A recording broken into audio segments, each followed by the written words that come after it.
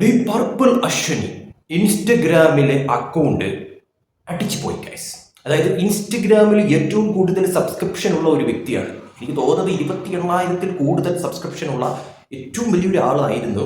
പക്ഷേ ആ അക്കൗണ്ട് അടിച്ചുപോയി ഗൈസ്. എന്തുമാത്രം പൈസയാണ് നഷ്ടം വന്നത് ശരിക്കും പറഞ്ഞാൽ. അപ്പോൾ അത്രയും വലിയ തോതിൽ സബ്സ്ക്രിപ്ഷൻ എടുത്ത ആൾക്കാരൊക്കെ തന്നെ ആരായി? ശരിയായി.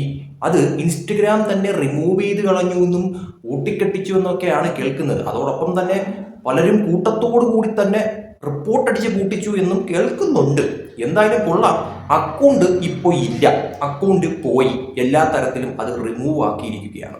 നമുക്കറിയാം സബ്സ്ക്രിപ്ഷൻ എന്ന് പറയുന്ന സംഭവ വികാസം എന്താണ് എന്നുള്ളത്, ഇവിടെ ഉള്ളവരൊക്കെ തന്നെ എന്തൊക്കെയാണ് ചെയ്യുന്നത് എന്നുള്ളത് നമുക്കറിയാം. എന്തായാലും അതിൽ ഏറ്റവും ടോപ്പിൽ നിന്ന വ്യക്തിയുടെ അക്കൗണ്ടാണ് ഇപ്പോൾ അടിച്ചു പോയിരിക്കുന്നത്. അതായത് ഇൻസ്റ്റാഗ്രാം തന്നെ റിമൂവ് ചെയ്ത് കളയുന്ന തരത്തിലോട്ട് കാര്യങ്ങൾ എത്തിയിട്ടുണ്ടെങ്കിൽ ആ അക്കൗണ്ട് ഇനി തിരിച്ച് കിട്ടത്തില്ല എന്നാണ് അതിൻ്റെ അർത്ഥം. അപ്പോൾ എന്തായാലും സംഭവവികാസം അങ്ങനെയായി. നമുക്കറിയാം സബ്സ്ക്രിപ്ഷൻ എന്ന് പറയുന്ന ഒരു സംഭവവികാസം ഇപ്പോൾ മറ്റൊരാളും കൂടെ തുടങ്ങിയിട്ടുണ്ട്. അത് മറ്റാരുമല്ല, രേണുസുതിയാണ്. ഇത് രേണുസുതിക്കുള്ള ഒരു തിരിച്ചടി ആണ് എന്ന് വേണമെങ്കിൽ പറയാം. അതായത് രേണുസുതി ഈ ഇടക്കാലത്തായിട്ടൊക്കെ തന്നെ പല തരത്തിലുള്ള സംഭവവികാസങ്ങളും ഒക്കെ തന്നെ ഞാൻ എന്തോ വലിയ അതാണ് ഇതാണ് മറ്റതാണ് മറിച്ചതാണ് എന്നൊക്കെ പറഞ്ഞ് തള്ളുന്നുണ്ട്. അത് ഈ സബ്സ്ക്രിപ്ഷൻ്റെ കാര്യത്തിലായാൽ പോലും.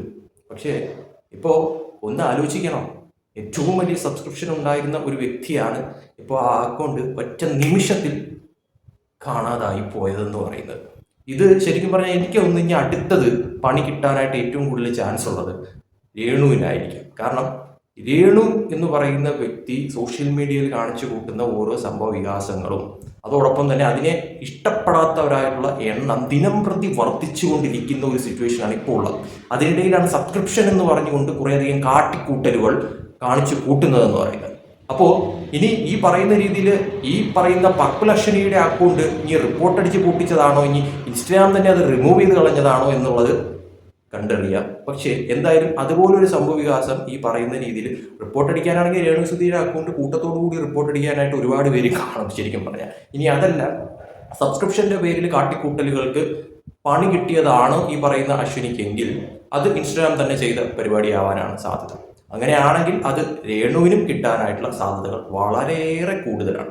ഇത് സത്യസന്ധമായിട്ട് പറഞ്ഞാൽ ഈ സബ്സ്ക്രിപ്ഷൻ എന്ന് പറയുന്ന പരിപാടി ശരിക്കും പറഞ്ഞാൽ ഇവരൊക്കെ ഈ കാണിച്ചു കൂട്ടുന്ന മാതിരി ഒന്നും അല്ല.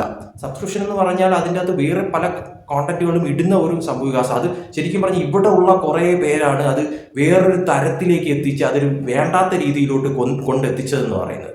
ശരിക്കും പറഞ്ഞാൽ സബ്സ്ക്രിപ്ഷൻ എന്ന് പറയുന്നത് അത് നമുക്ക് വേറെ നല്ല നല്ല കോണ്ടന്റുകൾ ഇട്ട് അത് ആൾക്കാരിൽ എത്തിക്കാൻ പറ്റുന്ന ഒരു കാര്യമായിരുന്നു. പക്ഷെ അത് ഒരു തരത്തിൽ അതൊരു അലമ്പ് കേസുകെട്ടാക്കി മാറ്റിയത് ഇവിടെ ഉള്ള പലരും തന്നെയാണ് എന്നത് എടുത്തു പറയേണ്ടി വരും. ഇപ്പോൾ അവസാനം അത് രേണുസുതിയും കൂടി ആ ഒരു ലെവലിലേക്ക് എത്തിച്ചിട്ടുണ്ട്. എനിക്ക് തോന്നുന്നു ഇൻസ്റ്റാഗ്രാം തന്നെ ഇത് എന്താ പറയുക, അവരുടെ പോളിസിക്ക് എഗെയിൻസ്റ്റ് ആവുന്ന തരത്തിലോട്ട് കാര്യങ്ങൾ മാറിക്കഴിഞ്ഞാൽ അവർക്ക് തന്നെ വേണമെങ്കിൽ നടപടി എടുക്കാൻ സാധിക്കും. ഇനി അതുമല്ല, മറ്റൊരു കാര്യം കൂടിയുണ്ട്. അതായത് ഇപ്പോൾ ഈ അടുത്തായിട്ട് ഞാനൊരു ന്യൂസ് കണ്ടിട്ടുണ്ടായിരുന്നു. അത് എത്രത്തോളം ശരിയാണ് എന്നെനിക്ക് അറിയത്തില്ലായിരുന്നു. പക്ഷേ ആ ന്യൂസിൽ ഈ പറയുന്ന മാതിരി കേന്ദ്ര സർക്കാർ തന്നെ ഇതുപോലുള്ള കാര്യങ്ങൾ ചെയ്യുന്ന അല്ലെങ്കിൽ ഇങ്ങനെ ആൾക്കാരിലേക്ക് എത്തിക്കുന്ന ആ ഒരു തരം ആൾക്കാരുടെ അക്കൗണ്ടുകൾ പൂട്ടിക്കെട്ടി നിയമ നടപടി എടുക്കാനായിട്ടുള്ള സാഹചര്യത്തിലേക്ക് നീങ്ങുന്നു എന്നുള്ള ഒരു വാർത്ത പുറത്തു വന്നിട്ടുണ്ടായിരുന്നു.